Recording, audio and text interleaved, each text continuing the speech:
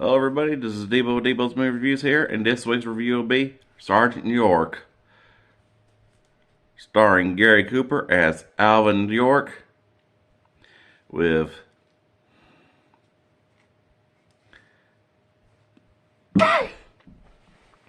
Walter Brennan as Pastor Pyle, who, of course, was another real-life character in the movie,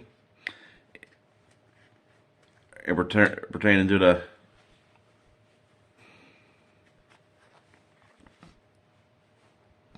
real-life York, who, of course, signed his draft card because of the real York, like how it portrayed in the movie, was reluctant to go to war because, despite being an excellent marksman, he was devoutly religious and tried to get out because of his beliefs.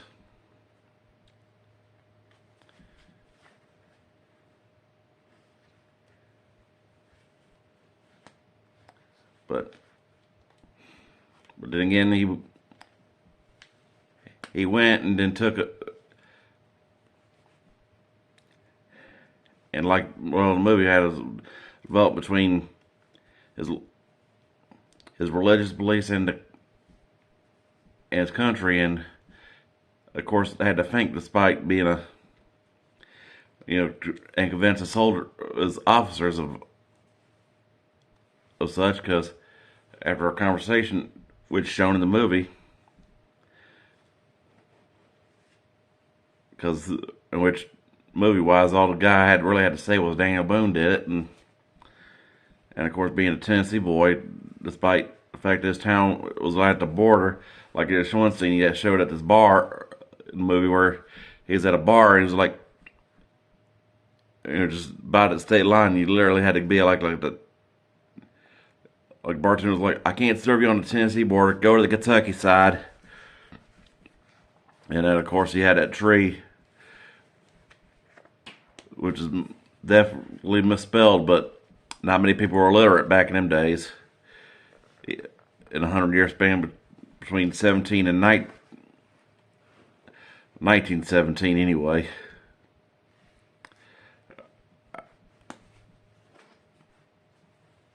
Because it was said that Daniel Boone killed a bear in this spot in 1760, and of course wrote killed under it was C and bar as bear, which is surprisingly to like I've heard that saying pronunciation.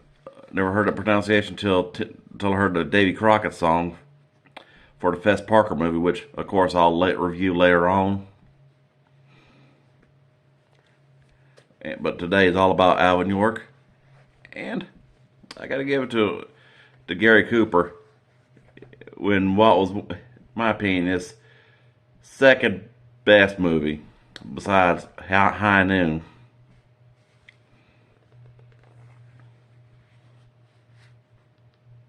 Which, of course, both movies he's won Oscars for.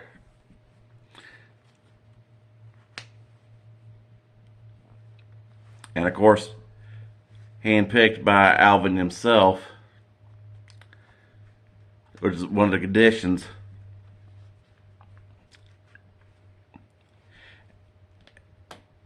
And though Cooper was reluctant, but felt like making with the height of World War II starting, and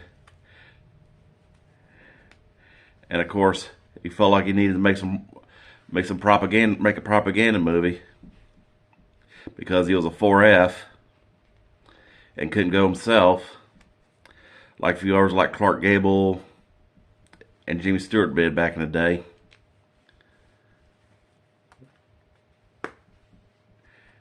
And that kind of made one of rare occasions of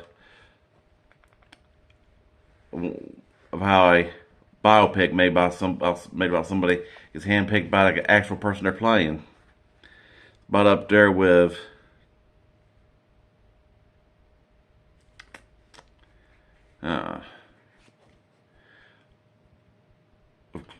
Cliff Robertson being handpicked by JFK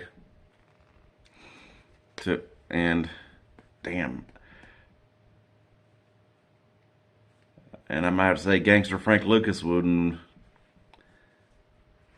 Denzel made American Gangster, but overall I gotta give an excellent performance. Even though I gotta say another excellent performance by Walter Brennan. And I mean, so like kind of was young, but we all knew that. But anytime you heard him, you knew it was him. I mean, good old Walter Brennan he was one of those folks that had that voice had had a voice that you know it was him because it's kind of like yeah, he would have been easily spotted if he did radio work back in them days. As far as I know, he didn't. But I knew a little tidbit was that about him was that Brennan was a World War One vet himself, which due to mustard gas led to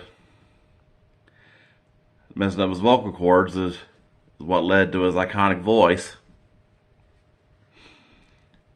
And he did an excellent job as the Reverend as Pastor Powell, who was his closest advisor, was York's closest friend, because it started a lot of character development of crack shop at Tao drunk, because he starts out in the movie where he's like he and his buddies getting drunk and firing off their guns and interrupting the church service on a Sunday, and of course was able to carve his initials on a tree. Then of course he gets struck by lightning, and then in the middle of the preacher the pastor singing old time religion, he starts getting in there, and then of course war breaks out, and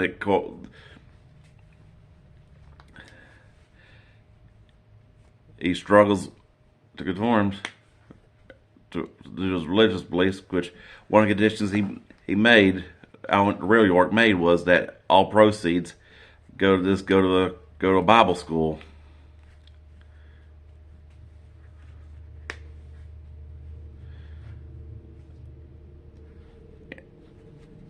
And of course,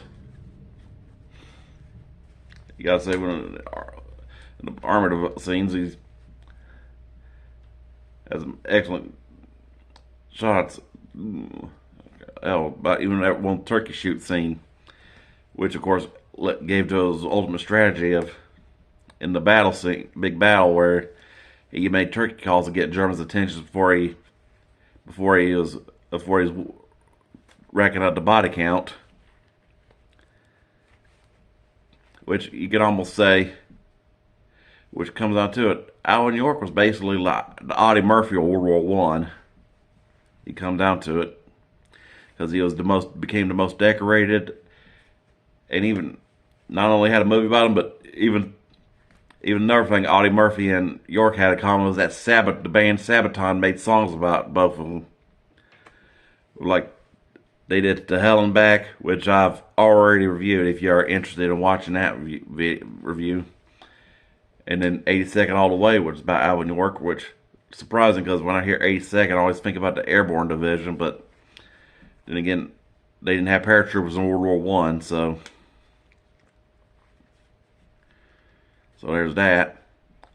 Which overall, and another interesting tidbit about Sergeant York was how, when it came to his battle scenes and how he was supposedly using a German Luger, which didn't even show him shooting a Jerry to take it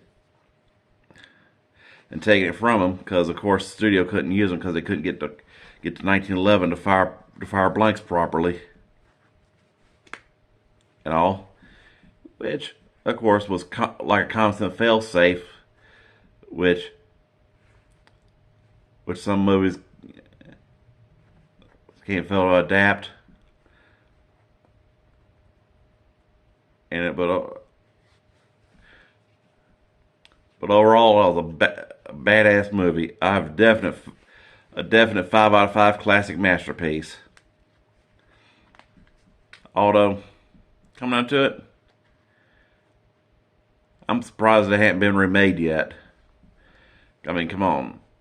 Someone like Spielberg or Howard get to it and rack up one of those little trophies for awards for it. But overall, yeah, which of course, a definite 5 out of 5 masterpiece. All right, y'all. I hope y'all like, subscribe, and enjoy, and I'll keep dishing them out.